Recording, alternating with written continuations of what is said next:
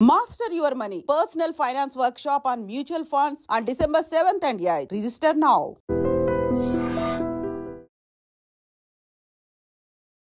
Hi hello namaste welcome back to iDream media. ఈరోజు మనతో ఉన్నారు పర్సనల్ ఫైనాన్స్ ఎక్స్పర్ట్ అయిన విజయ్ కర్ణం గారు. ముఖ్యంగా మ్యూచువల్ ఫండ్స్లో ఇన్వెస్ట్ చేద్దాం అనుకున్న వాళ్ళకి రెండు విషయాల గురించి తెలిసేయాల్సి ఉంటుంది. SIP versus lump sum. ఇందులో ఈ పద్ధతుల ద్వారా ఇన్వెస్ట్ చేయడం ద్వారా మీరు ఎంత అచీవ్ చేయొచ్చు, మీ గోల్ అమౌంట్ ఎంత అనేది ఈ రోజు ఎపిసోడ్లో తెలుసుకుందాం. Hi sir. హలో అండి.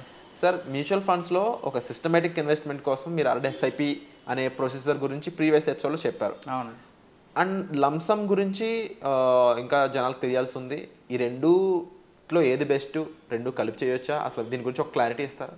షూర్ అండి. మనం డిఫరెంట్ కేసెస్ తీసుకుందాం. అంటే డిఫరెంట్ ఇన్వెస్ట్మెంట్ ప్రొఫైల్స్ తీసుకుని దాని నుంచి మనం అనాలిసిస్ చేసుకుందాము. దాంతో మనకు ఒక క్లారిటీ వచ్చే ఛాన్సెస్ ఉంటాయి. అంటే ఎవరు దేనికి రిలేట్ అవుతారో వ్యూవర్స్లో వాళ్ళు దానికి రిలేట్ అవుతారు, వాళ్ళకు ఒక క్లారిటీ వచ్చే ఛాన్సెస్ ఉంటుంది. ఫర్ సపోజ్ ఇప్పుడు ఒక పర్సన్ ఉన్నాడు, అతనికి సేవింగ్స్ కానీ వాళ్ళ పేరెంట్స్ దగ్గరికి వెళ్ళి ఒక 10 lakhs వచ్చింది అనుకుందాం. 10 lakhs తీసుకుని అతను లంసమ్ తీసుకొచ్చి ఈక్విటీ మ్యూచువల్ ఫండ్స్లో పెట్టాడు. ఈ ఇయర్ స్టార్టింగ్లో పెట్టాడు అనుకుందాం, జనవరిలో పెట్టాడు అనుకుందాం. మార్కెట్ కరెక్షన్లో 10%, 15% అట్లా కరెక్షన్ వచ్చింది అనుకుందాం. అతనికి అవేర్నెస్ తక్కువ ఉండడం వల్ల అతను రిడెంప్షన్ చేసేస్తాడు అనుకో. అతను ఎంత లాస్ బుక్ చేశాడు? 1.5 lakhs లాస్ బుక్ చేశాడు. కానీ అక్కడ మనం మెయిన్ థింగ్ అర్థం చేసుకోవాల్సింది ఏంటి అంటే, అతను లైఫ్ టైంలో మళ్ళీ ఇంకోసారి మ్యూచువల్ ఫండ్స్ దగ్గర రాడు. ఓకే. వన్స్ లాస్ బుక్ అయింది అంటే అసలు మళ్ళీ వాళ్ళు రారు. అండ్ ఇంకొక స్టేట్మెంట్ సార్, ఎక్కువ మంది కొత్తగా వచ్చే ఇన్వెస్టర్స్ వన్ ఇయర్లోనే పెట్టి మళ్ళీ మొత్తం తీసేస్తే వాళ్ళు ఉంటారు. అది చాలా పెద్ద స్టాటిస్టిక్స్ అండి. అంటే చాలా పెద్ద న్యూస్ హెడ్లైన్ అయిందండి. ఎందుకంటే ఎస్ఐపిస్ చేస్తున్నారు, లంసమ్స్ చేస్తున్నారు, అంతా ఓకే. కానీ ఇండస్ట్రీ యావరేజ్ చూస్తే 1.5 year మాత్రమే ఉందండి ఎస్ఐపిస్ కంటిన్యూ చేసేవాళ్ళు. ఎవరు ఎస్ఐపిస్ 1.5 year కంటే ఎక్కువ కంటిన్యూ చేయట్లేదు. ఇప్పుడు స్టార్ట్ చేస్తారు అందరూ మన వీడియోస్ చూడడం వల్ల కానీ, లేకపోతే బయట ఇంటర్నెట్లో ఇన్స్టాగ్రామ్లో ఉన్న అవేర్నెస్ వల్ల ఎస్ఐపి స్టార్ట్ చేస్తున్నారు. కానీ 1.5 year తర్వాత చేయలేకపోతున్నారు. కానీ అదే ఒక అడ్వైజర్తో మీరు ఎస్ఐపి చేయగలిగారు అనుకోండి, అడ్వైజర్ ఏం చేస్తారంటే మిమ్మల్ని పుష్ చేయగలుగుతాడు. సార్ ఏం కాదు సార్, సరే ఇప్పుడు 10,000 అవ్వట్లేదు కదా, 5,000 చేయండి సార్. 5,000 చేస్తే ఏమవుతుంది అంటే మీకు హ్యాబిట్ మాత్రం బ్రేక్ కాదు. ఇక్కడ మీకు ఎప్పుడైతే మళ్ళీ ఫినాన్షియల్గా మీరు స్టేబుల్ అవుతారో అప్పుడు మళ్ళీ మీరు ఇంక్రీజ్ చేసుకోండి. సో మీ హ్యాబిట్ని మాత్రం ఎక్కడ బ్రేక్ చేయకుండా అతను కాపాడగలుగుతాడు. అండ్ ఎప్పుడైతే ప్యానిక్ సెల్లింగ్ అవుతుంది, మనకి ఎప్పుడైతే మార్కెట్ క్రాష్ కానీ ఎప్పుడైనా కరెక్షన్ అయినప్పుడు కానీ అతని ఇన్వెస్ట్మెంట్ లాస్ట్లో బుక్ చేసుకునేటప్పుడు డెఫినెట్గా అడ్వైజర్ మిమ్మల్ని ఆపగలుగుతాడు. ఒకవేళ మీకు నిజంగా అంత రిక్వైర్మెంట్ ఉంటే దాని మీద మీరు లోన్ తీసుకోవచ్చు. ఆ లోన్ అనేది కాన్సెప్టే ఎవరికి ఐడియా ఉండదు, అటు సైడ్ వెళ్ళరు. కాకపోతే లోన్ తీసుకోవడం వల్ల ఏమవుతుంది అంటే మీకు లిక్విడిటీ వస్తుంది. అండ్ ఇమీడియట్గా వితిన్ 6 months 1 year మీరు మొత్తం కంప్లీట్ క్లోజ్ చేసుకొని మళ్ళీ మీ మ్యూచువల్ ఫండ్ కాంపౌండింగ్ని ఎక్కడ హ్యాంపర్ చేయకుండా కంటిన్యూ చేసుకోవచ్చు. ఈ ఆప్షన్ మనకు అసలు ఎక్కడా లేదు, దీంట్లో ఉంది. దాని అడ్వాంటేజ్ మీకు అడ్వైజర్ త్రూనే తెలుస్తుంది, లేకపోతే ఎక్కడా తెలియదు అనమాట. అందుకే ఇండస్ట్రీ యావరేజ్ 1.5 ఉంది కదా, కానీ అదే ఒక అడ్వైజర్ ఉండే అనుకోండి డెఫినెట్గా అది 3 to 5 years వెళ్తుంది అనమాట. ఓకే. ఎందుకంటే అడ్వైజర్ మేము పుష్ చేస్తాడు. ఈక్విటీ మ్యూచువల్ ఫండ్స్లో సార్ 3 years లోపు మీరు విత్డ్రాల్ చేయొద్దు, ఈక్విటీలో చేశారు కదా మీరు డెఫినెట్గా 5 years వరకు చిన్న అమౌంట్స్ అయినా మీరు కంటిన్యూ చేయండి. లేదు పెద్ద అమౌంట్స్ ఉన్నాయి, డెఫినెట్గా మీకు అసెట్ అలొకేషన్లో మీకు అడ్వైజర్ హెల్ప్ చేయగలుగుతాడు. సో ఇట్లా ఈ అప్రోచ్ తీసుకురావడానికి మీకు ఈ అడ్వైజర్ రోల్ అనేది చాలా ఇంపార్టెంట్ ఉంటుంది అనమాట. సో కమింగ్ బ్యాక్ టు మన ఎస్ఐపి లంసమ్స్ దాంట్లో చూసుకుంటే, ఎప్పుడైతే ఒక పర్సన్ లాస్ బుక్ చేశాడు అనుకోండి మ్యూచువల్ ఫండ్స్లో, అతను మళ్ళీ మ్యూచువల్ ఫండ్లో ఇన్వెస్ట్మెంట్ అనేది చేయడు. కానీ అదే రియల్ ఎస్టేట్లో ఒకసారి ఇన్వెస్ట్ చేస్తాడు అనుకోండి, ఎప్పటికైనా సరే ఇది ఒక పెద్ద అమౌంట్ అవుతుంది అని చెప్పేసి దాన్ని అట్లా వదిలిపెట్టేస్తాడు. ఇప్పుడు ఈ లాస్ బుక్ చేసిన అతను ఏం చేశాడు తెలుసా అండి, అమౌంట్ తీసుకెళ్ళి రియల్ ఎస్టేట్లో పెట్టాడు. కానీ అక్కడ రియల్ ఎస్టేట్లో అతనికి తెలియాల్సిన విషయం ఏంటంటే లిక్విడిటీ రిస్క్. ఏదైనా రిక్వైర్మెంట్ ఉంటే అక్కడికి అమౌంట్ తీయలేడు. మళ్ళీ దాన్ని ఒక 6 months మార్కెట్లో పెట్టి అక్కడిక్కడ చేసి, అంటే అందరికీ పబ్లిసిటీ చేసి ఏజెంట్స్కి వాళ్ళందరినీ కలుపుకొని అప్పుడు దాన్ని మళ్ళీ విత్డ్రాల్ చేయడానికి ఉంటుంది. సో అందుకే నేనేం చెప్తాను అంటే లంసమ్స్ ఎప్పుడు చేయకండి. లంసమ్స్ ఏమవుతుంది అంటే కరెక్షన్స్ వచ్చినప్పుడు మీ పోర్ట్ఫోలియో డ్రాస్టికల్గా తగ్గిపోయినట్టు కనిపిస్తుంది. లంసమ్స్కి ఆల్టర్నేటివ్ ఏంటంటే ఎస్టీపీ, సిస్టమేటిక్ ట్రాన్స్ఫర్ ప్లాన్.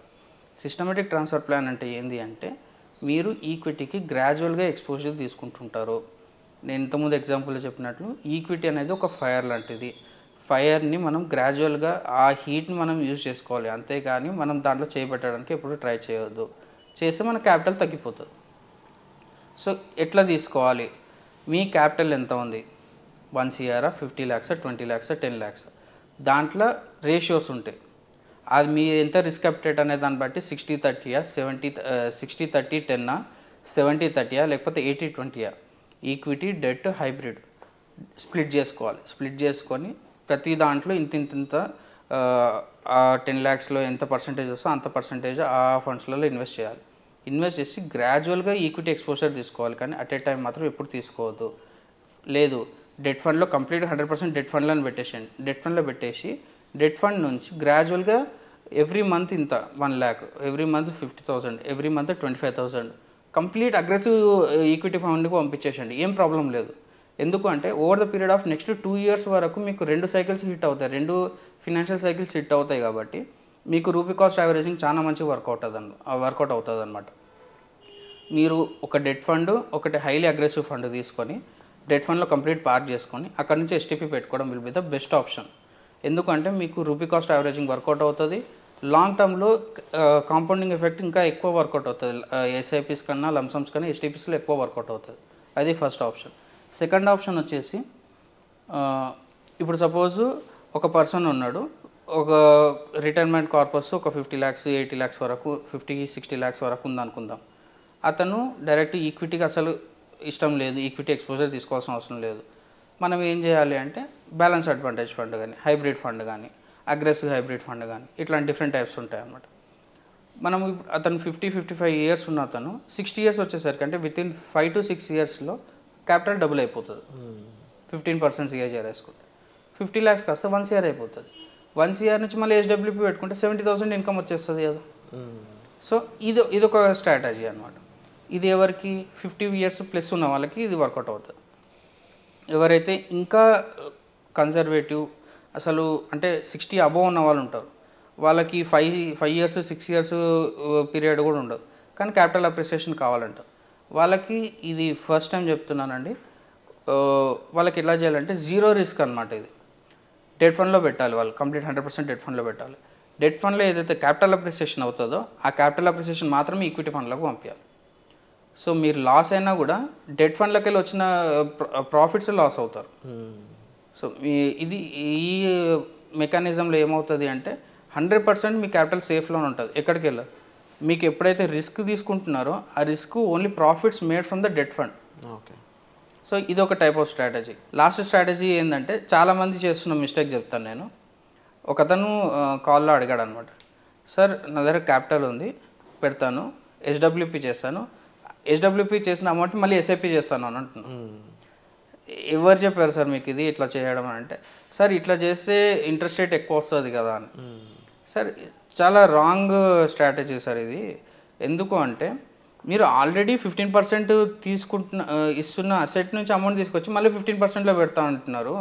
ఇది తప్పు సార్. ఇది చేస్తున్నారంట చాలామంది. నాకు అతను చెప్పేవారు, నాకు కూడా తెలియదు. ఇంత బ్లండర్ మిస్టేక్ చేస్తున్నారు తప్ప ఇక్కడ సేమ్ మీరు ఒక బకెట్లోకి వెళ్ళి వాటర్ తీసుకొచ్చి ఇంకో బకెట్లోకి వేస్తున్నారు, అంతేగాని 2 బకెట్సే, 2 సేమ్ బకెట్సే యాక్చువల్గా. సో అది మిస్టేక్ చేయదు. ఈ ప్రాసెస్లో చాలామంది ఒకవేళ మార్కెట్ తక్కువ ఉన్నప్పుడు వాళ్ళు హెచ్డబ్ల్యూ పెట్టుకున్నారు అనుకోండి, వాళ్ళకి నెంబర్ ఆఫ్ యూనిట్స్ ఎక్కువ పోతాయి వాళ్ళకి. అంటే మెయిన్ క్యాపిటల్ కూడా తగ్గిపోయే ఛాన్సెస్ ఉంటాయి. ఇప్పుడు ఫర్ సపోజ్ ఒక పర్సన్ 10 lakhs పెట్టి హెచ్డబ్ల్యూపీ పెట్టాడు, హెచ్డబ్ల్యూపీ పెట్టి ఆ అమౌంట్ని ఎస్ఐపీ చేద్దాం అనుకున్నాడు అనుకోండి.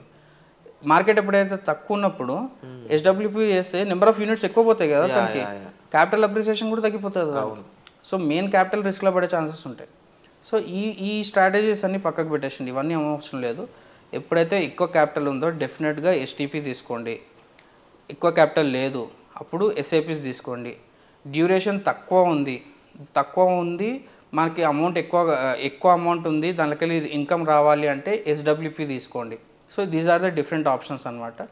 దేని ప్రొసీజర్ దానికే. ఎండ్ గోల్ మాత్రం అమౌంట్ వెళ్ళేది సేమ్ మ్యూచువల్ ఫండ్లోకి వెళ్తుంది. దాన్ని మనం ఎట్లా యూజ్ చేసుకుంటాం అనేది ఇంపార్టెంట్ అనమాట. Very true sir. And even though ఎలా వెళ్ళినా కానీ రైట్ ప్రొసీజర్ ఫాలో అయితేనే మాత్రమే మనకి రైట్ ఆఫ్ ఇన్వెస్ట్మెంట్స్ మనకి రిటర్న్స్ అనేవి వెనక్కి వస్తూ ఉంటాయి. అండ్ మ్యూచువల్ ఫండ్స్లో మీ డబ్బులు ఇన్వెస్ట్ చేయడం ద్వారా మంచి రిటర్న్స్ పొందాలనుకుంటున్నారా, బట్ ఏ స్ట్రాటజీ ఫాలో అవ్వాలి, ఏ ఫండ్లో ఇన్వెస్ట్ చేయాలి, మీకున్న సిచ్యువేషన్ ప్రకారం ఎంత ఎస్ఐపి చేయొచ్చు, అలాగే మీకున్న సిచ్యువేషన్ ప్రకారం లంసం చేయొచ్చా లేదా, అండ్ కరెక్ట్ ఇన్వెస్ట్మెంట్స్ చేస్తే మీకు ఎంత ఆర్ఓఐ వస్తుంది, ఎంత రేంజ్కి మీరు అమౌంట్ అనేది క్రియేట్ చేసుకోవచ్చు అని ఇలాంటి విషయాలపై మీకు ఒక క్లారిటీ కావాలి, అవగాహన కావాలనుకున్నట్లయితే విజయ్ కర్ణం గారు కండక్ట్ చేయబోయే వెబినార్లో మీరు పార్టిసిపేట్ చేయొచ్చు. దానికోసం మీరు డిస్ప్లే అవుతున్న నెంబర్స్ కాల్ చేసి ఇమీడియట్గా స్లాట్స్ అనేవి బుక్ చేసుకోండి. సో వచ్చే ఎపిసోడ్లో మళ్ళీ కలుద్దాం. Thank you so much.